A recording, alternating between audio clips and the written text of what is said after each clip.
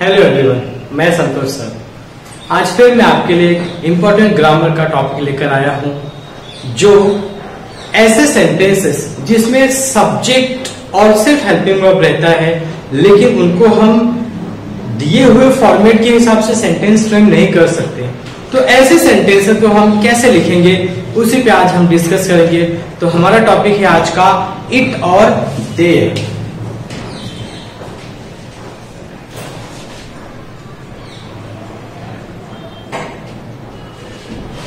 आज का हमारा ये टॉपिक है इट और देयर। आप सब पहले से ही जानते हैं कि इट एक सब्जेक्ट की तरह यूज होता है, जो प्रोनाउन भी है, ठीक है, जिसमें हम निर्जीव चीजें, छोटे छोटे जीव जंतु, कीड़े मकोड़े वगैरह के बारे में यूज करते हैं, ठीक है। लेकिन इट का एक और यूज है जिसको हम इंट्रोडक्टरी प्रोनाउन बोलते हैं।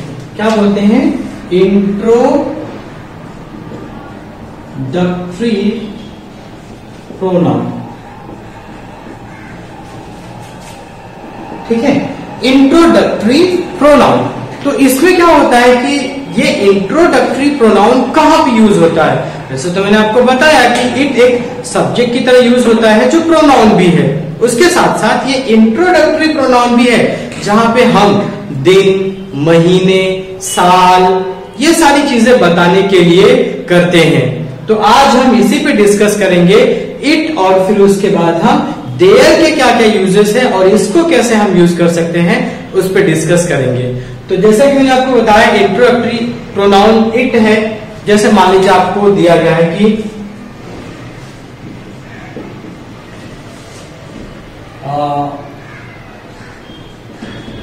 7 बजे है।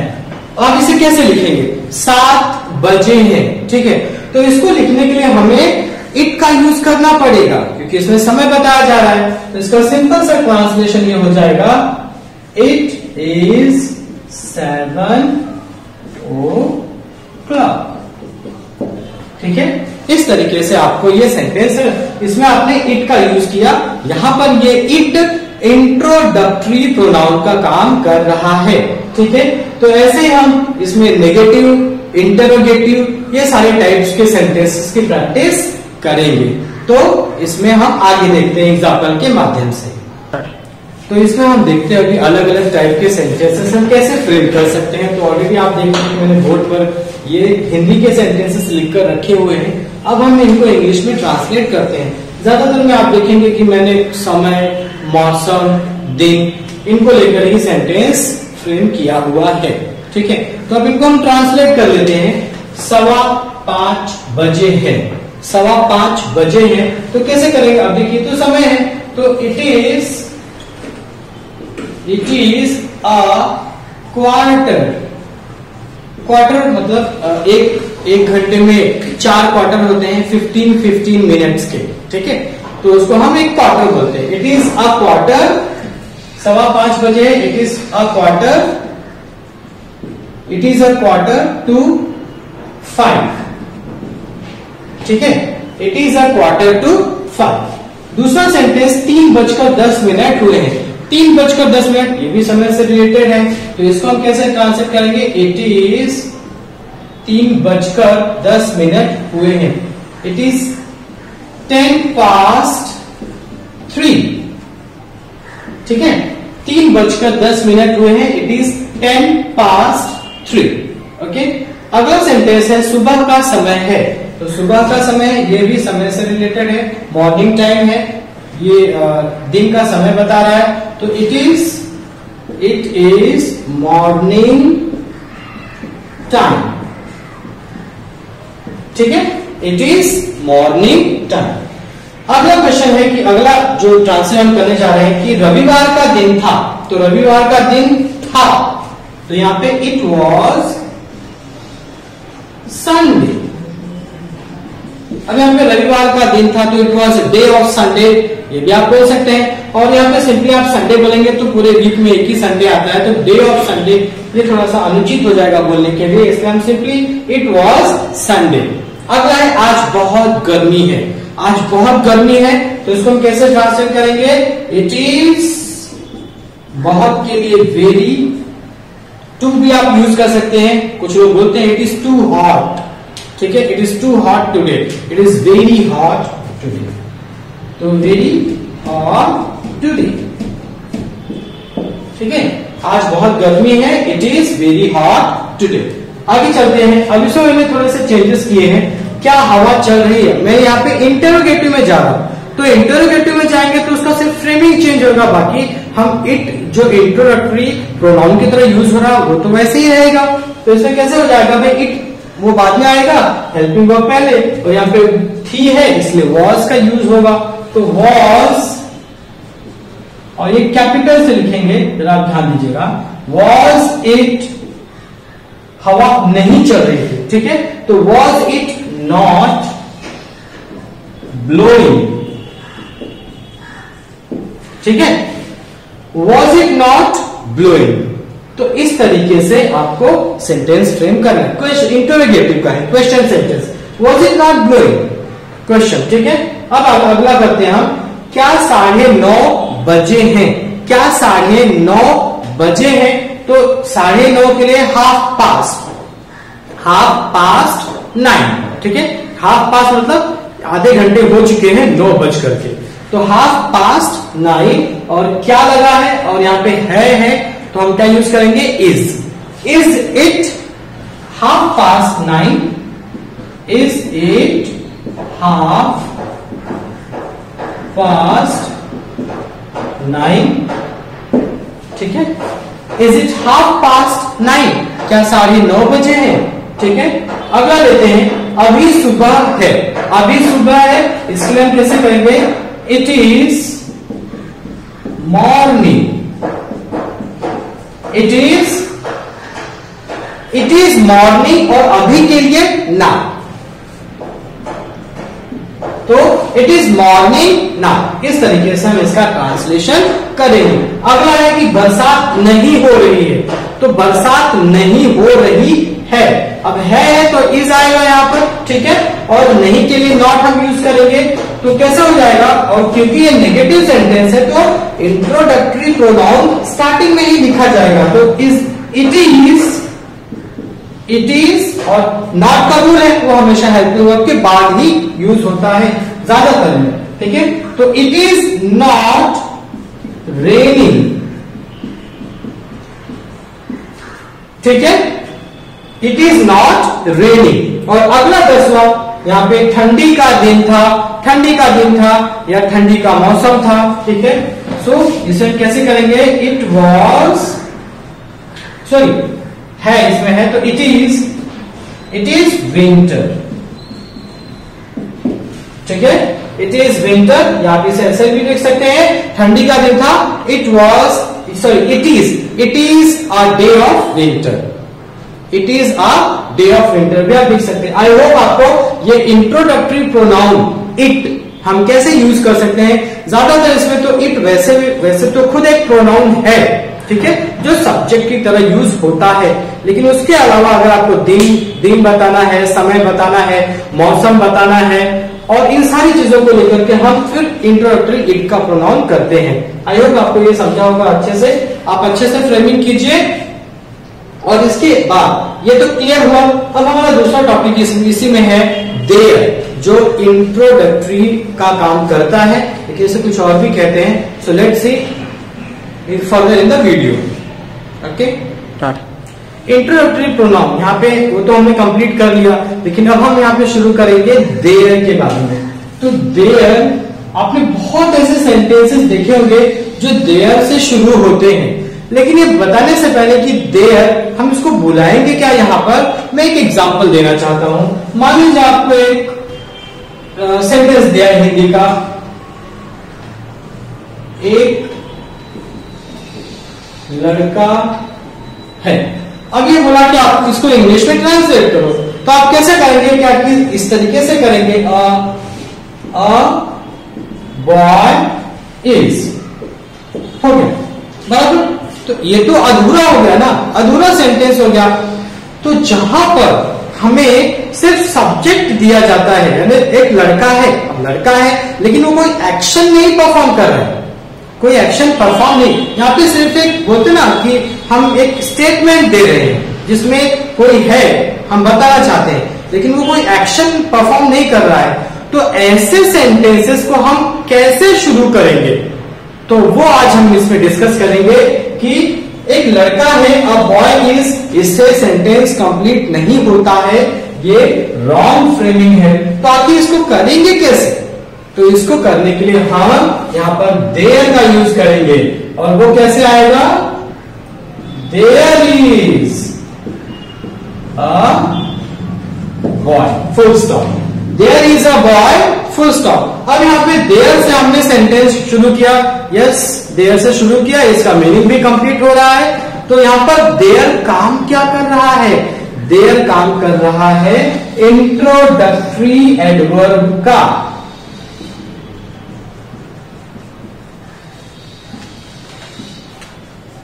ठीक है, तो यहां पर देयर जो ये शुरू होता है ना, हम सेंटेंस शुरू करते हैं, उसको हम इंट्रोडक्टरी एडवर्ब कहते हैं, जहां पर सब्जेक्ट यानी कर्ता ये काम नहीं करता है, हम बस उसके बारे में बताते हैं।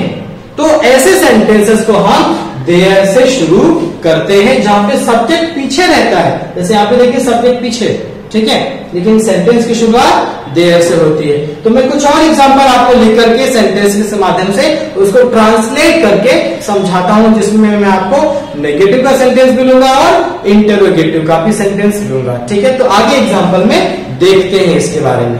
ठीक है, हाँ, तो अब इसमें हम देखते हैं एग्जांपल से। देखिए मेरे बोर्ड पे कुछ एग्जांपल लिख के रखे हुए हैं, हम उनको ट्रांसलेट करते हैं और समझने की कोशिश करते हैं कि हम देयर का किस तरीके से यूज कर सकते हैं।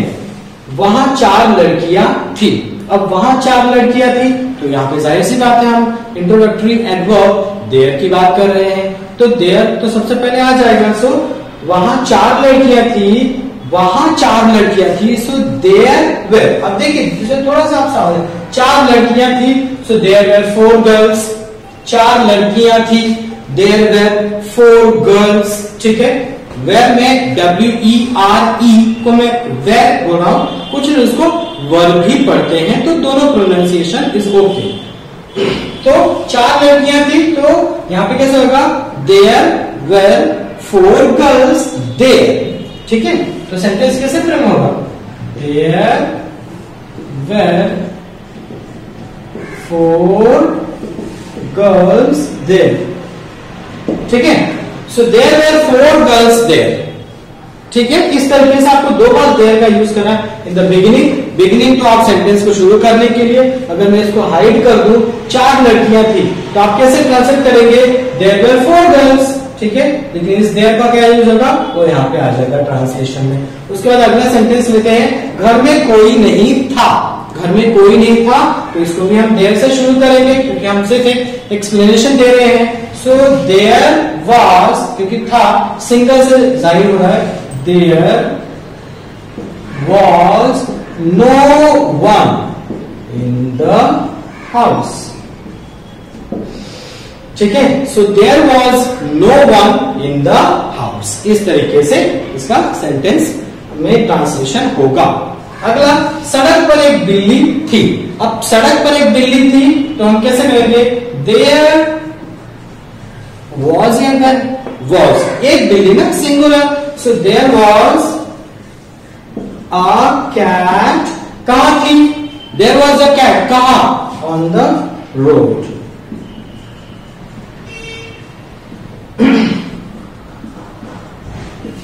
There was a cat on the road. ठीक है, अगला ट्रांसलेशन, यहाँ 10 पेड़ हैं।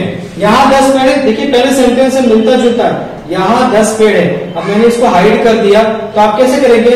10 पेड़ हैं, so there are 10 trees. There are 10 trees, लेकिन ये यहाँ के लिए देयर आर 10 ट्रीज हियर, तो ऐसा आपको ट्रांसलेट करना पड़ेगा। So there are 10 trees here. ठीक है, आई होप आपको ये अच्छे से समझा होगा कि यहाँ पे अगर मैंने इसको हाइड कर दिया, सो 10 पेड़ हैं, तो 10 पेड़ के लिए आप क्या लिखेंगे? There are 10 trees, there are 10 trees, लेकिन यहाँ पे यहाँ भी तो है, तो हियर। अगर नदी में पानी था, अब नदी में पानी था, तो सिंपल है, देयर वॉज वाटर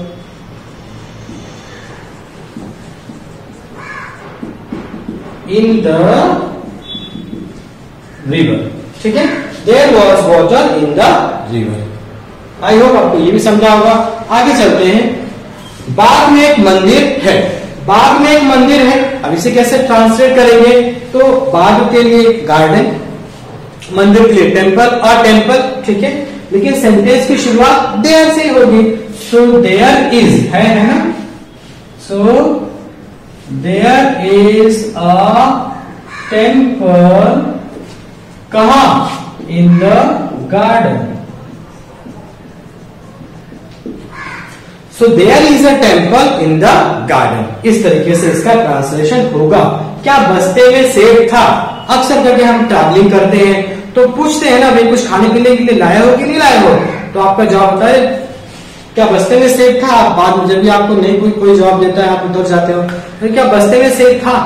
तो आप कैसे ट्रांसलेट करेंगे? तो इसको ट्रांसलेट करने के लिए क्या बस्ते में सेब था? सो वॉज, ये आगे आ जाएगा इंट्रोडक्शन। तो was there an apple, was there an apple कहां? In the bag. Question mark लगा दीजिए। So was there an apple in the bag. तो इस तरीके से आपको सेंटेंस फ्रेम करना है। आप, आई होप आपको ये समझा होगा, क्योंकि इंट्रोगेटिव का सेंटेंस है तो यहाँ पे वॉज पहले आएगा। क्या इस गांव में 100 लड़के नहीं है? तो इसको कैसे ट्रांसलेट करेंगे? सो क्या इस गांव में 100 लड़के नहीं है? प्रेजेंट टेंस, हेल्पिंग वर्ब भी प्रेजेंट टेंस का, ठीक है। सो 100 लड़के, 100 लड़के, लेकिन प्लूरल सेंस में है तो आर देयर, और ये कैपिटल से are there not 100 boys in this village. Question mark लगा दीजिए। So are there not 100 boys in this village? क्या इस गांव में 100 लड़के नहीं हैं? Are there not 100 boys in this village, ठीक है। आई होप आपको ये भी समझा होगा। अगर आगे बढ़ते हैं। तालाब में मछलियां नहीं है, तालाब में मछलियां नहीं है। आप इसे कैसे, तो और भी इजी है ये प्रेजेंट टेंस, इसे मार का यूज करेंगे, एम तो यूज होगा नहीं, आर या इज ही यूज होगा, तो क्योंकि सिंगुलर मछलियां। सो मछलियां नहीं है। अब मछलियां, एक मछली तो नहीं बोला है, बहुत सारी मछलियां, ठीक है। सो आर देयर नॉट फिश। अच्छा, एक चीज आप ध्यान दीजिए, फिश का सिंगुलर भी फिश ही है और प्लूरल भी फिश ही है, ठीक है। इसलिए आपने कई जगह पढ़ा होगा fishes. Now days it is acceptable, ठीक है, एक्सेप्ट करते हैं, बट इसका प्लूरल फिश ही है। जैसे डियर, अब डियर का DEER, उसका भी प्लूरल डियर ही है, ठीक है। फर्नीचर, तो फर्नीचर ये खुद अपने आप में प्लूरल वर्ड है, सिंगुलर भी है प्लूरल भी है। तो यहाँ पे आपने फिशेस बोल दिया तो फिर कोई दिक्कत वाली बात नहीं है, एक्सेप्टेबल है। सो आर देयर नॉट फिश कहां? In the pond. Full stop लगा दीजिए। और उसके बाद घर में एक मेज और 2 कुर्सियां थी। तो घर में एक मेज 2 कुर्सियां थी, कुर्सियां के लिए चंद्रबिंदु, ठीक है। तो घर में एक मेज 2 कुर्सियां थी, इसका ट्रांसलेशन कैसे होगा? अब थी, कुर्सियां थी, ठीक है। तो देयर वेर, क्योंकि एक से ज्यादा चीजें हैं ना, there were a table and 2 chairs.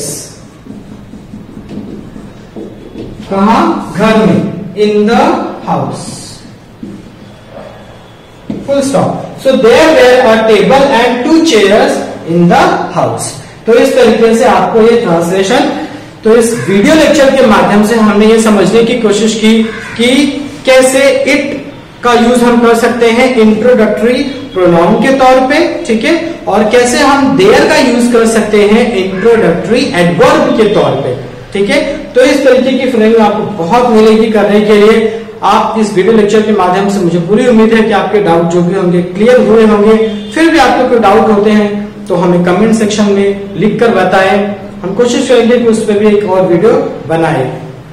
अगर वीडियो आपको अच्छा लगे तो लाइक कीजिए, शेयर कीजिए, सब्सक्राइब कीजिए। Thank you very much.